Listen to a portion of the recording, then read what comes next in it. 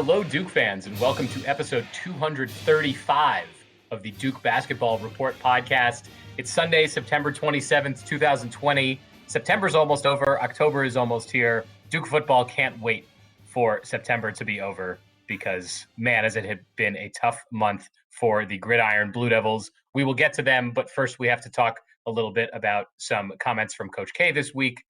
Obviously, before we do any of that, I have to say hello. I'm Sam Klein. I am your host for this episode. I am joined, as always, by Jason Evans and Donald Wine. Jason, hello. How are you? You're wearing a Duke hat today, which normally Jason, when he records, does not wear a hat. But today he is wearing a Duke hat. Why? I went out for a walk and I just wear a hat on my walk, and my hair is really gross and disgusting right now, so I'm still wearing my hat. I wanted to say that I'm of the belief that there is fan karma. And by fan karma, I mean sometimes you root for a team and things go great and you think, oh man, those fans, they have it all good for them. I'm a Duke fan. It is hard to complain when you are a Duke fan. But here is fan karma. I am also a fan of the Atlanta Falcons. And today, for the second week in a row, my team has just blown like a 20-point lead in the fourth quarter. Like they are turning into, like, there's never been an NFL team that has been this bad at winning games that are already over, that they've already won. So that is my fan karma for today. And I think it means that the Duke basketball team is going to be great this year because the Atlanta Falcons suck. Look, you could just be a long-suffering, until a couple of years ago, Washington, D.C. fan, or you could be a Detroit fan like Donald Wine is. Donald, do you feel aggrieved in any sports way this week? Detroit sucks. We're playing right now. We're up for now. But I don't want to hear anything from Atlanta fans. They have seen a Super Bowl or two. We have not, ever. We've never That's true. We have one playoff game won in my lifetime. I'm 37 years old.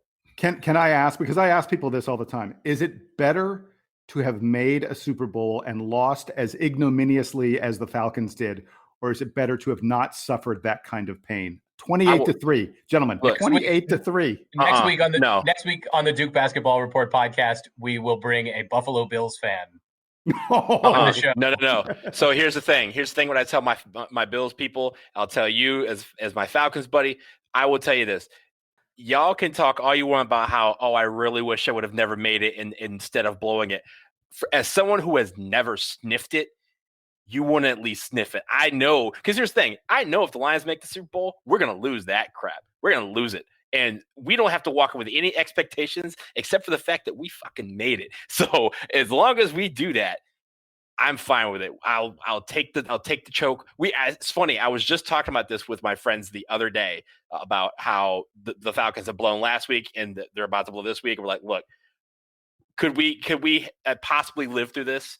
I'm like, yeah, absolutely. I will take that all the time. So to all you Lions fans out there, y'all feel my pain. Let's get a playoff game. Let's win a playoff game. It looks like this year that ain't gonna happen either. So. Hey, I want to point out that we started talking about the Detroit Lions, and the episode instantly has now earned an explicit label because that's what happens when you ask me about the Lions. We can fucking say anything we want this episode. Sorry, this is what happens when you bring the Lions into the situation. It just, my emotions get all acting up and stuff, and that happens. You get lionized. It's a real thing. It's a real condition. We meet at the bar, except now because of COVID.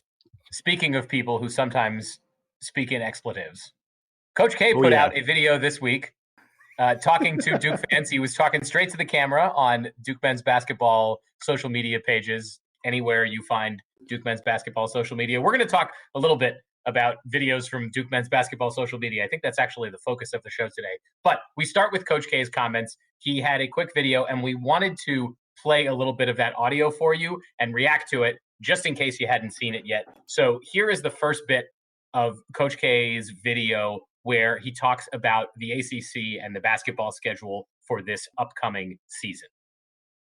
Well, we got great news that we actually have a start to the season, a start to practice as we try to navigate through this amazing time in our lives. We're going to start our practice. We're allowed to start practice October 14th and start the season November 25th.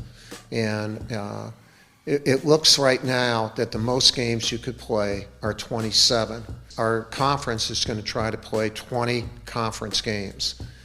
I think this is the very first time we ever heard from the NCAA that there will be a minimum, because they expect cancellations or postponements, and you have to play at least 13 games to be considered for the NCAA tournament. Obviously, that the metrics to figure out who's going to be in the tournament is going to be extraordinary to figure that out.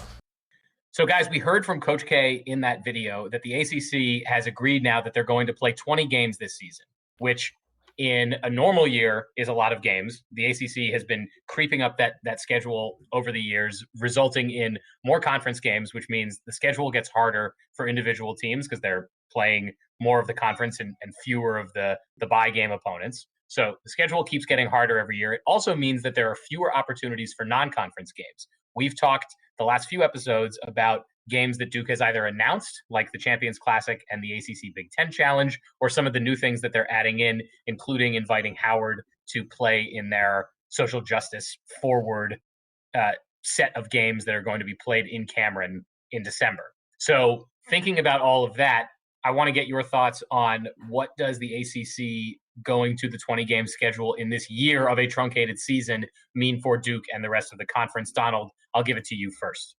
So I think we've talked a little bit about this. As you said, Sam, we've talked more about the non-conference schedule, but we've speculated that we were going to continue with the 20-game schedule that started in its first iteration last year. And I feel like that was, an easy thing to speculate on, that because all these conferences are trying to have more games in-house, that 20-game schedule would be something that would be on the table. And it looks like that's what's going to happen. I think when it comes to the actual layout of the schedule, they usually have this thing where they kind of rotate some of the teams. We obviously have a couple of teams that we play every year twice, UNC being the most important one. But then you have a couple of teams that you only see once on the road, once away, and they rotate that every couple of years. I wonder if they keep that rotation this year, or if they go with more regionalized bubbles, so that we'll see Virginia a couple of times. We'll see UNC, NC State, Wake a couple of times instead of Syracuse or Boston College or Miami or Florida State. I wonder if that's how they make it work. It'll be interesting to see what they decide on that. But I do think having the 20-game schedule makes sense, as long as we can, again, as Coach K said, keep everything safe. So I'm really looking forward to see how that transpires and what the schedule layout actually entails, so that we can see how these teams are going to be playing each other home and away. Jason, I want to get your thoughts on this, specifically about how it relates to Duke and the non-conference schedule, because I think there's still some details the ACC has to work out, as Donald said, about exactly how the conference schedule is going to work. Do they create small bubbles? Do they just go for it the way they're doing with football? But what does this mean for Duke's non-conference schedule? Because I think it says that they're not going to have that many more games to schedule, right?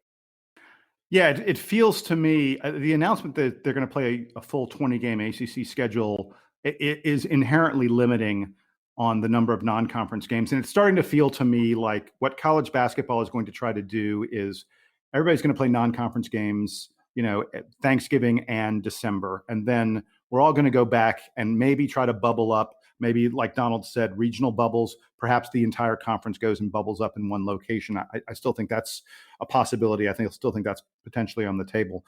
But the non-conference schedule is going to come in one chunk, and then the conference schedule is going to come in a whole different chunk, perhaps significantly later. I think it's very possible that you're going to see, starting around Christmas until the middle of January, a college basketball take a huge break as players perhaps go home, or even if they don't go home, as they reach sites where conferences try to bubble up and make sure that things are truly safe. But the non-conference implication is, look, we already know Duke is attempting to put together something around Thanksgiving. They have the social justice thing that they're doing December 4th and 5th, the ACC Big Ten Challenge, the Champions Classic. There may be one or two other games in there, perhaps against some smaller regional teams. I think that's what would make the most sense. And that's about it.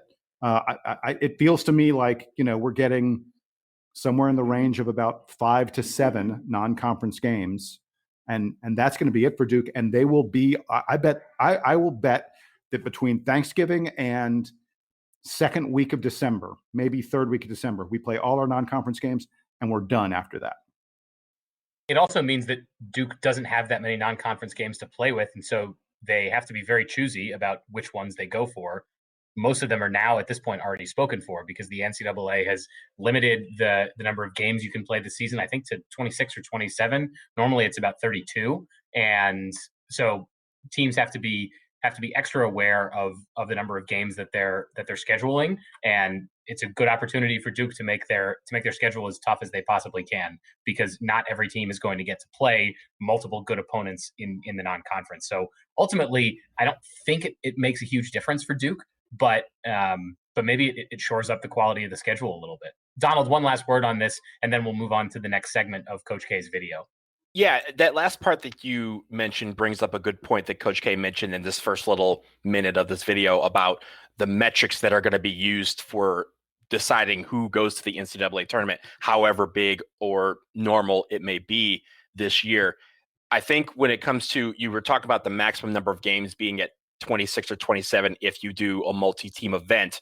There's also the fact that the minimum number is 13. Normally the minimum number is 25 games.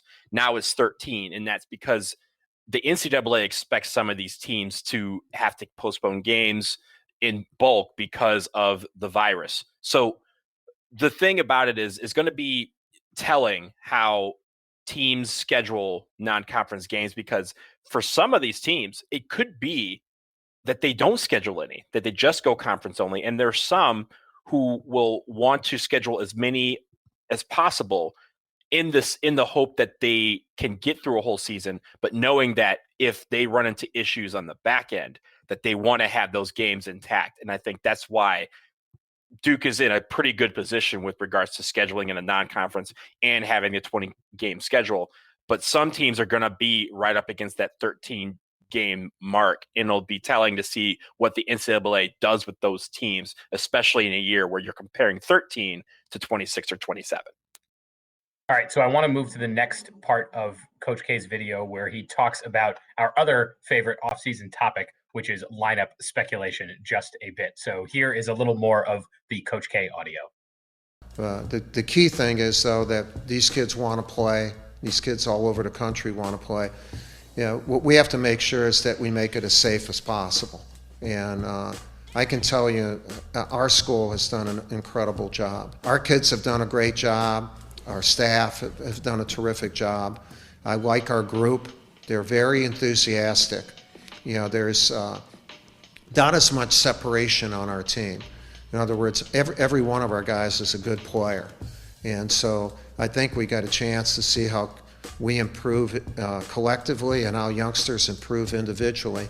And once we get into 5-on-5, we'll be able to take a better look at how they mesh their talents. And in that, when we see more 5-on-5, we'll see how certain combinations will probably look a little bit better than others. But I like our group. We've been healthy. No one has missed any workouts, and I hope that we can keep that going. So we'll keep you abreast of our progress, and thanks for having so much interest in our program. Guys, like I said, if there's one thing we like to speculate on more than the schedule in the offseason, it is what the lineup is going to look like for Duke. And Coach K said that process of him figuring out who's going to get the minutes and with whom is just getting started. So, Jason, what did you hear? Give me your reading from between the lines on this beginning of lineup speculation from Coach K. I think it's significant. I mean, it may sound like, he's just talking off the cuff. I think it's significant that he noted that so many of these guys seem even, that the level of the team feels different than in past years. I mean, he pointed this out for a reason. And ordinarily, I think he has a really good sense of who his starters are and who else is going to play minutes by this point. And he clearly doesn't. Now, I don't think I don't think that's because he doesn't have good players returning. I mean, I talked last podcast. Duke could start 5 guys who all have extensive college basketball experience, who Coach K knows their game pretty darn well. I'm including Patrick Tepe in that because this is a guy who's already played 3 years of college basketball, even though he's a transfer. So it's not because Coach K doesn't know what he can get from these guys. I think it's because, as we saw in the video that we spent a long time dissecting last week, there are a lot of guys who can do a lot of interesting things. And I take it from this that there is a real possibility that we see something we haven't seen very much from Duke, which is a true 10 deep, maybe even, dare I say it, 11 deep team. I don't know that we're going to go 11. I feel like probably someone is just going to get squeezed out there. I don't want to speculate who it is yet because we just haven't seen enough of all these guys to necessarily know. But man, it sure feels like Coach K is going to be able to play a lot of different guys in a lot of different combinations. And again, I'll tell everybody out there, the reason we're playing this audio, the reason we're dissecting this Coach K audio, I heard it, and it was this line that he gave about the guys feeling really even and him not knowing who was going to separate themselves that made me say, we need to play this for the audience. And we need to talk about the fact that there's a real possibility that we're looking at the deepest Duke team in a long, long time. Look, Jason, all of that was terrific and, again, eloquent and very accurate, but you forgot the biggest part. He said more 5v5s. We just had a whole episode where he talked about 5v5 footage. That means more footage from Duke Blue Planet on 5v5s once this practices really get started. So that is what I'm excited for because, again, just like Coach, I think that's where you see some of these combos that we can go, that's interesting, or these guys play well together. These guys pair well together. This combo is great. I want to see what that looks like because, again, with COVID, we're not going to get a blue-white scrimmage. We're not going to get those exhibition games. So we aren't going to get to see this occur until November 25th in the flesh. So the more opportunity that they have to get some scrimmages going between each other, that competition, that healthy competition that we referred to last episode, and hopefully to get some more of that footage for us to over-speculate on and dissect with a fine-tooth comb. I think that is something that we'll see some of that separation. And honestly, I think we don't have separation now. That doesn't necessarily mean that on November 25th that we're still going to be even. I think there's still going to be some guys that get 30 to 35 minutes a game, which will leave less minutes for those guys that are 9, 10, 11 on the bench. Sam, when we get to the predictions game, one of the most difficult predictions this year is going to be number of players to average double-digit minutes. Because you could, in an ordinary Coach K season, 7, maybe 8. One of us is going to pick 10. Maybe 6, yeah. One of us is going to pick 10. And honestly, the way the uncertainty of this season's going, having more guys play every game actually sounds like a great idea to me because you're going to keep everybody fresh. You don't know when your next game is going to be. You have to play with that kind of urgency. That's a great point. Hey, we play tonight like there is no game on Wednesday because there may not be. And if there's no game on Wednesday, when's the next time you play? I think we'll talk a little bit about it. But I think the NCAA, when they came out with some of their guidelines, that point that they have in their guidelines about testing and quarantining really leads me to believe that there could be opportunities or possibilities that we play a game and then all of a sudden right before our next game, we find out that we don't play for 2 weeks or we find out that another team isn't playing for 2 weeks. So that is something that I think having more guys fresh and ready to play, that is going to be a key thing for this team this year. Another interesting component to thinking about how practice plays into games this year is that normally Duke plays practice. Maybe they practice on Coach K court at Cameron Indoor, but usually they're practicing in the K Center, and they really can't simulate what it's like to be in a packed Cameron or a packed Dean Dome or a packed you name ACC arena.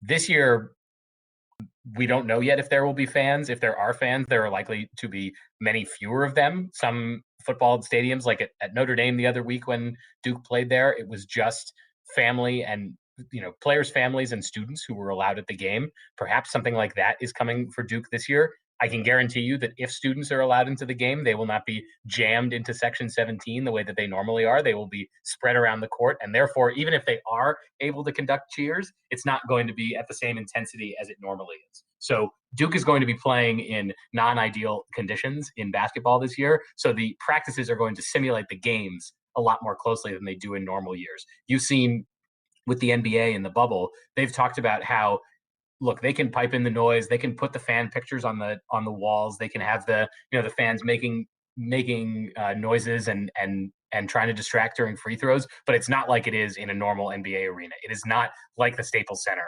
at the Wide World of Sports at Disney. So it's going to be the same problem for Duke. Which guys are going to be able to step up when the lights are on, but the camera is not quite as bright as it normally is?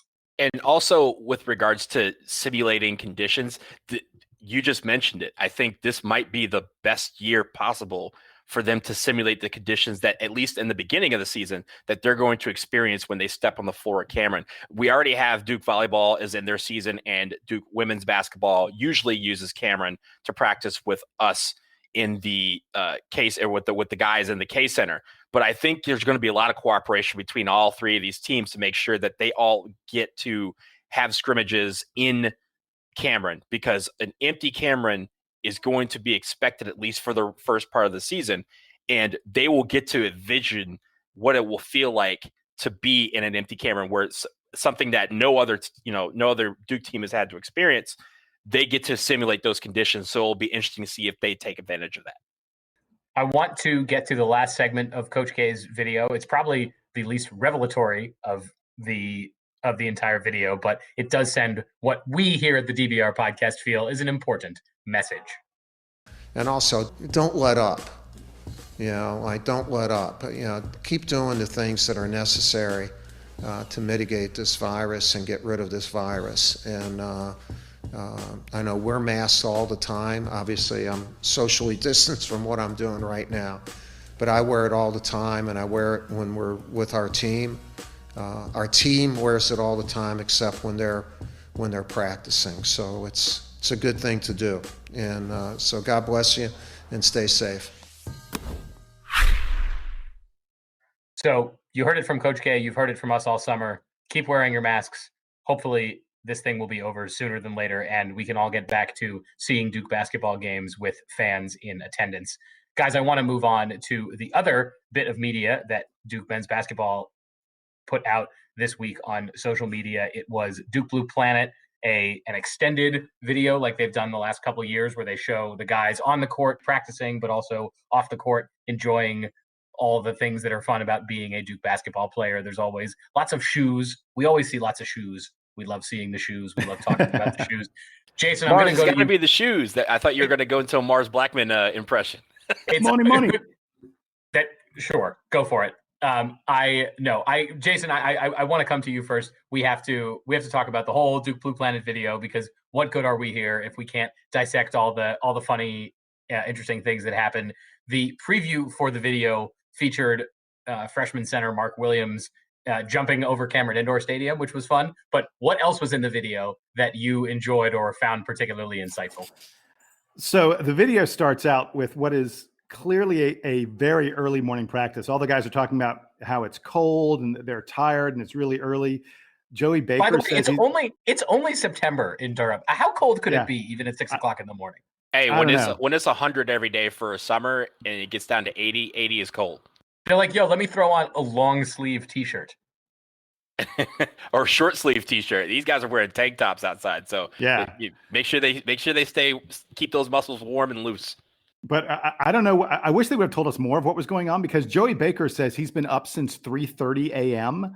in some kind of anticipation. So I was expecting something. He's just on that Jimmy Butler grind. Everyone's living the Jimmy Butler life right now. So the video shows us some conditioning work. I noticed Henry Coleman and DJ Stewart doing a very elaborate handshake at one point. I'm going to have to dive deeper into that, do a little Zapruder film examination to figure out the handshake. And then the video gets us into more 5-on-5. And at first I thought it was new. I was like, ooh, more new 5-on-5 video. It's the same. It's not the exact same video, but it's clearly from the same game. The way I knew it was the same video was because at one point they show a sick one-handed tomahawk dunk by Jamin Brakefield. And I'm like, either he does that in practice every single day, or this is the same video because he did that dunk in the other video. So I'm not sure which it is. I kind of hope he does it every day, but I suspect this was little. It was the same video. clip. It was the same clip they've been teasing for all the videos that they've done, which I'm okay with because it's a monster dunk. But so the thing that I noticed during the 5-on-5 that I thought was really interesting was Nate James at one point is really urging DJ Stewart to play really tough defense. He wants him up in the face of the guy he's guarding, and DJ does that, and his man makes a weak pass, and Goldwire gets a steal that leads to a dunk by Henry Coleman, and Nate James on the sidelines is just screaming, "That's because of you, DJ. That's because of you." And even though it's technically these guys aren't allowed to coach, there's some complicated NCAA rules around all this stuff. I just thought it was very interesting to see him so clearly identifying to these guys. Look, in the stat book, Goldwire's the one who got the steal, and Coleman's the one who got the points. But for the Duke coaches, the guy who made that play was DJ Stewart, who was playing the hard D that led to the bad play. And so I think that's just a really important, really interesting kind of thing. From there, the video goes to the guys getting a special treat in the locker room. They get some Normatec gear. So again, I'm the guy who does the research. I looked online. I tried to figure out because the guys are really excited about it, but we never learned what the Normatec gear is. I have looked into this. It is this special boot that covers your entire leg, and it uses massage and pulsing technology to help you recover from your workout.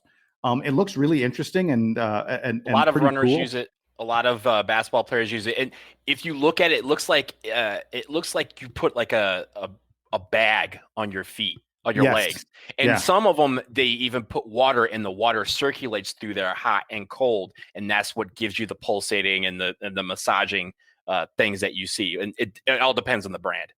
So anyway, a Normatec boot for your legs is about $1,000. So these guys are being treated right by Duke, although I'm sure that Normatec probably donates that stuff to Duke because just for the attention in this one video. I mean, look, we know more about Normatec now than any of us did beforehand. And then here's the most important stuff.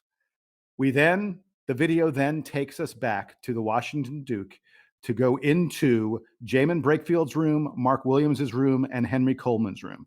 And we learned some really important stuff about the guys here. First of all, Mark Williams has flashing LED lights all across his ceiling. Additionally, Mark Williams loves Oreo cookies. If you want to be on Mark Williams' good side, you get some Oreo cookies.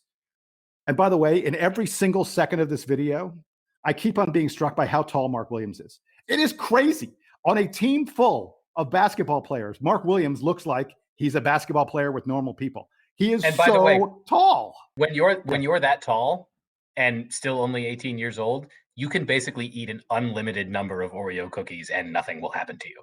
I want to talk with Mark Williams because I am an Oreo connoisseur.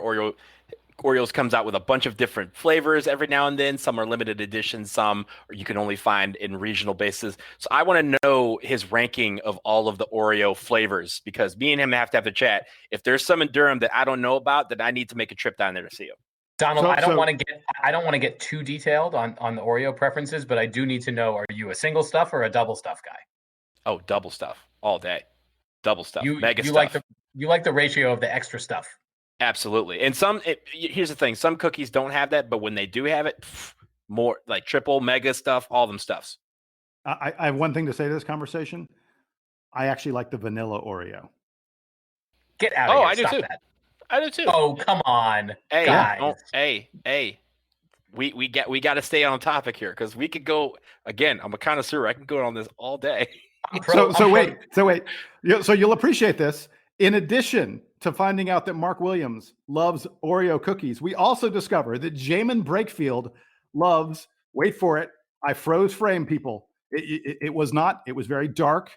The video, you had to break the video down frame by frame, but I froze frame and I discovered that Jamin Brakefield loves Scooby-Doo graham cracker Scooby snacks. I have nothing more to say than that. He loves Scooby-Doo graham cracker Scooby snacks. Hey, and I am okay with that too. Those are good too. And in terms of snacks, Henry Coleman gets credit for turning the entire team onto insomnia cookies. If you do not live in a city that has an insomnia cookies, I feel sorry for you. It is a pity that you have not been able to experience them. They are truly magical. And Henry Coleman, Jamin Brakefield says that Henry Coleman told them all about insomnia cookies. And as a result, the entire team is now addicted to insomnia cookies. And then the last thing is that Henry Coleman's room. I mean, like, how do you not love Henry Coleman? On the wall of his room, again, this is a hotel room. He has fishing rods on the wall and pictures of his favorite national parks, as well as a picture of Frank Ocean and Freddie Mercury. Come on. Can you be any cooler than the dude who puts fishing rods, national parks, Frank Ocean, and Freddie Mercury on your walls? I want to be Henry Coleman. That's the smartest, coolest guy around. Henry Coleman is the most interesting man on Duke basketball. Not even close. It's not even close. I think for a long time it's been Shane Battier. I feel like Shane Battier has the most sort of diverse set of interests and things that he likes to talk publicly about. Shane Battier, religion major. That's all you need to know. I think he was a double major. I think he was religion and history but Henry Coleman is completely lapping him in this department. He has way more interests and he's like 18. So if the next video doesn't show him at a pond or somewhere fishing, then Duke Blue Planet, I don't like to say that you guys will have failed us, but you will have failed us. What's the point of all of this if we can't get footage of Henry Coleman fishing? Exactly. And honestly, with all of that, what these things do is give us kind of an in-depth look at what their lives are like. And this year especially, it's cool to see that they're at least having some sort of college experience that appears to be normal. Yes, they're living at the Waduke. That's not normal, but it does feel like I've been in the Waduke. I've stayed there. When you walk into Mark Williams' room, it doesn't look like a hotel room. It does look like a dorm room, a very nice one. LED lights. He's got flashing LED lights. It's awesome. But I do like that they've been able to kind of personalize these rooms and make it home while they're here and making the best of what is obviously a very, weird situation that they're going through with regards to living in a dorm room that is a hotel room. And the football team's doing the same thing as well. So it's basically the Waduke has become an athlete's dorm of sorts. So it's interesting to see how that works out. And it's good that they kind of detailed that so we can kind of get to know some of these kids. So we are done now with the general Duke basketball news. We need to, unfortunately, talk a little bit about the football team again, but we are going to do that just after this quick break.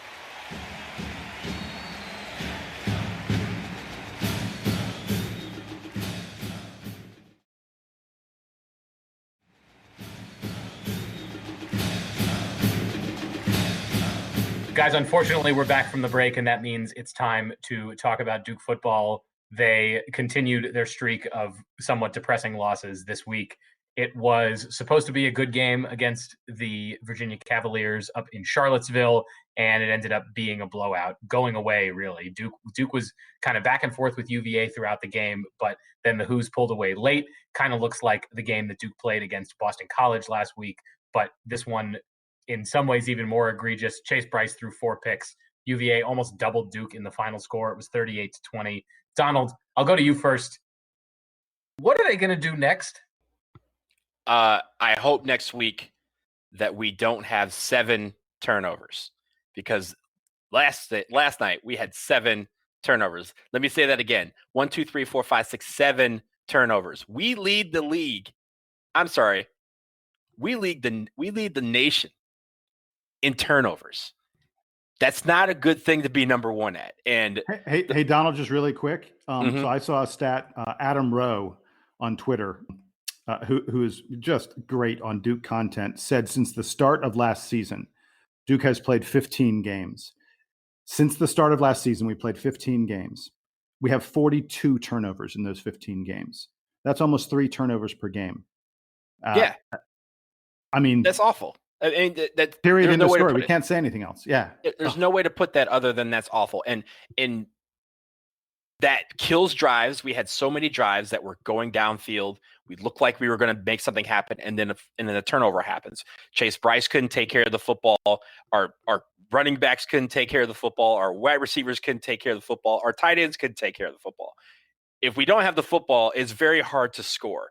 And unless you're trying to get 11 safeties in a game, it's very hard to run up the score without having the football. And when you give it back to the other team, they're going to go down and score points. And that's really what happened in this game. Every single time that we thought we were going to make something happen and get some momentum and score some points, our drives were stalled. We would kick field goals, or our drives were stalled because of the fact that we gave back the ball to Virginia. And we can't do that. We've said this every week. We can't turn the ball over so many times and still expect to win football games. And it seems like we've regressed quite a bit since that opening weekend, where we thought we had some bright spots that we could improve on. And it doesn't seem like we've improved. It seems like we've regressed back to, dare I say, pre-Cutcliffe era type of Duke football, which is not good, because I had to watch a lot of that. Sam had to watch a lot of that. Jason had to watch a lot of that. We don't like watching that kind of football. And that was what we saw in the fourth quarter. Yesterday, we've seen it time and time again this season. And something really needs to change, because otherwise this season is going to run away from us very, very quickly. So there were 4 words yesterday on the broadcast that I heard again and again and again. Those 4 words were, that pass was overthrown. Over the head of the receiver was like the mantra of virtually every time Chase Bryce dropped back and had to throw the ball more than 7 yards downfield. Look, there's a reality, which is that Chase Bryce has not had a lot of time working with David Cutcliffe and these receivers. And as frustrating as the past couple of weeks have been, as bad as the team looks, to some extent, you have to give all these guys a mulligan. I mean, coronavirus has changed the way teams prepare. Most of the ACC had players back on campus on June 1st. Duke didn't bring them back till July 12th. I don't know. We haven't heard, to what extent Duke is conducting their practices, to what extent they're trying to maintain, safe social distancing kind of stuff, which is obviously impossible to do while playing football. We don't know how any of those things have impacted this crazy season, but we know that practice has to be different than it used to be. We know that off-season workouts were non-existent. We know that the way people are being careful can affect communication in addition to actual physical workouts. So to some extent, I want to give Coach Cutcliffe a little bit of a pass on this year. To some extent, I want to give Chase Bryce a little bit of a pass on this year. Duke should be praised for being among the tops in the ACC, perhaps, I believe, the best team and school in the entire ACC at controlling the coronavirus. That should count for something. Unfortunately, it does not count for points on the scoreboard at all. And I have to wonder, David Cutcliffe made himself the offensive coordinator in the offseason. After last year, he said, I'm taking over as the play caller, as the OC. The offense has tanked. The offense is not executing well at all. One thing about turnovers is that your defense doesn't commit turnovers. Your offense commits the turnovers, and the turnovers have been insane this season. I know he hasn't had time to coach Chase Bryce up very much, but the kid looks absolutely lost out there. And the reality is that there are a lot of longtime loyal Duke fans. I mean, people that I know who have watched this program for a long, long time and have put up with some bad years, who are very, very patient. There are a lot of them who are starting to wonder, not quietly, but out loud, if we are getting to the point where maybe Coach Cutcliffe isn't the right person to lead the Duke program anymore. I want to be clear. David Cutcliffe gets to leave on his own terms. He has done so much for the Duke football program that he gets to call it on his own. I am not saying he should be forced out. I am not calling for him to leave, but I will question this.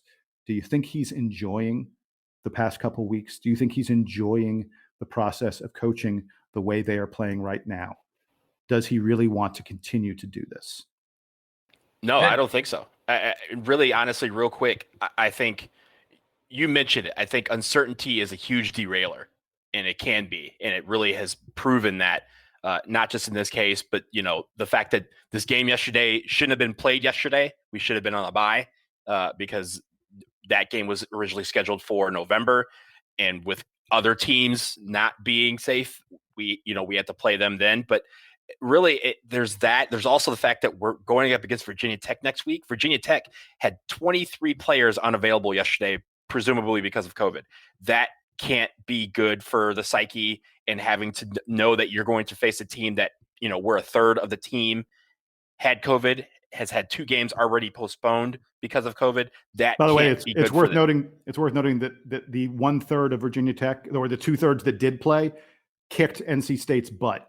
Yes, that also, we also have that. But at the end of the day, despite all that, despite all what you said, it's not an excuse for the performances. And there is a lot of chemistry that's not there.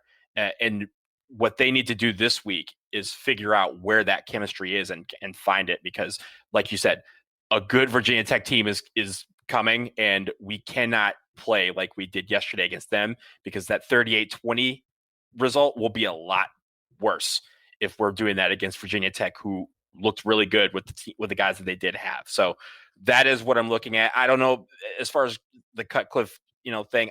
I think he should be leaving on his own terms. I do think that the running game there wasn't there yesterday again. And that doesn't help the overall flow of the offense. And Chase Bryce just looks lost out there, as you mentioned.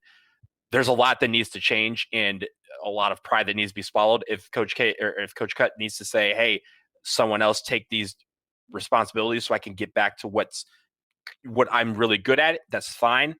But something needs to happen in the next couple of weeks, because otherwise people are going to really lose interest in this football team, because they're not giving any reasons for us to tune in.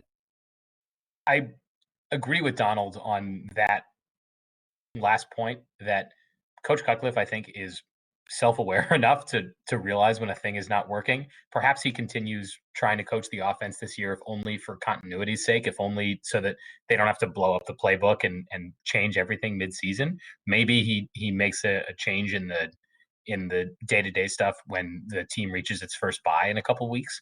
But I see this entire season as being kind of a one-off, not just for Duke, for everybody. If your team is great this year, that's awesome. Good for you. You managed to get through all of the weirdness of this season better than the other teams did. But if your team is not great this season, I think there are so many factors that go into it. It's not just lost practice time. It's which players you have in the program and what situations they're coming from and what the pandemic looks like on your campus and in your town. I mean, there are so many factors in here that are so far away from the football field that I'm having a hard time really saying, "Yep, this is the trend and this is it for Coach Cutcliffe at Duke." Now, if we come back next year and things are more or less back to normal and the team is still turning the ball over like crazy and Chase Bryce is still there, not able to conduct the offense that well, it's a different conversation. But for now, I feel like I want to put it off. I still feel like Duke is not going to find a staff and a head coach that is notably better than what Coach Cutcliffe brings to the program right now. And I could be proven wrong. Duke has reached higher heights than they have during the Cutcliffe era. But I just don't know if that's going to happen at this moment. Jason, why don't you take a final word on this topic, and then we'll wrap for this week. Well, so the thing I wanted to say about Cutcliffe, no matter what, you have to give him credit for this. He has turned the Duke job into, Sam, despite what you just said, I think that again, it's up to Cutcliffe, in my opinion. I think everyone agrees about that. If for some reason David Cutcliffe decides he doesn't want to coach Duke any longer, there will be some very good coaches who will be interested in this job. He has shown what a lot of people thought was not possible, which is that you can win, you can make bowl games, you can be a real contender at Duke University. People did not think that was possible before David Cutcliffe arrived. And look, we had a 3-year run where we won 27 games, an average of 9 games a year. And we won the Coastal one year, and we were a huge contender to win the Coastal in several other years. Cutcliffe has taken Duke to the level that people now understand this is a school that can compete with just about anybody out there. So I give him tremendous credit for that. And unlike when we hired him and we didn't have many other options, if David Cutcliffe doesn't want to coach anymore, there will be options for the Duke football program. Donald? And not to make it all doom and gloom about what we just discussed, because yesterday was atrocious, but this isn't the end of the season, ladies and gentlemen, because the NCAA is considering, and I think they're going to meet on this on October 13th when they discuss college basketball as well. They are considering making it where any team who qualifies via APR, that's the graduation metrics that they have, they would qualify for bowl games, and that every team would be considered in this season for a bowl game if they meet that threshold. Duke is one of the best teams in the country, if not the best team in the country, every single year when it comes to that APR rate. So, but the problem is you want to be able to showcase your team to tell these bowls, hey, yes, we may be 5-5, we may be 4-6, but we deserve to have a bowl game. You want us on TV, people would want to watch us. That's what I want to see over these next couple of weeks leading up to the bye. They need to play a brand of football that says Duke football will not quit, they will not give up, and they will be a team that you want to have on your TV screen come bowl season. So that's what this is all about. And, again, we talk about those extra practices, but really, if we can showcase to say, hey, I know those first 3 games were not good, but we are an improving team. And by the time December hits, you want to take us over a Big Ten team that is 2-5 because they only played 7 games. So that is what we want to see. It starts this week against Virginia Tech. Let's see if we can improve and get better as the season goes along, because we really want to make sure that this season ends on the high note.